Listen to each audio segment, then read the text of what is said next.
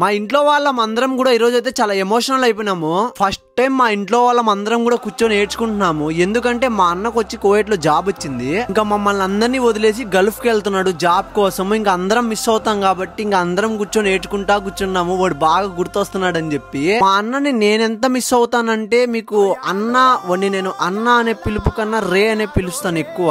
అంత బాండ్ ఉంటది మా ఇద్దరి మధ్యలో. చిన్నప్పటి నుంచి సేమ్ క్లాస్ మేమిద్దరము, ఫ్రెండ్స్ లాగే పెరిగాం చిన్నప్పటి నుంచి. అంత మంచి బాండ్ ఉంటది. ఏ మూవీకి వెళ్ళాలన్నా నాతోనే వస్తాడు, ఎక్కడికి వెళ్ళాలన్నా కూడా నాతోనే వస్తాడు. మా ఓడు నా కోసం చేసింది అంతా ఇంత కాదు. వాడు కష్టపడి నా కోసం బైక్ కొనిచ్చాడు. నా ఫేవరెట్ అయిన ఎన్ఎస్ బైక్ అయితే కొనిచ్చాడు వాడి సొంత డబ్బులతో. ఇప్పుడు నేను వాడుతున్న కేటీఎం బైక్ కూడా ఓడి కొనిచ్చిందే నాకు. ఈ రోజు గల్ఫ్ కూడా మా అందరి కోసమే వెళ్తున్నాడు.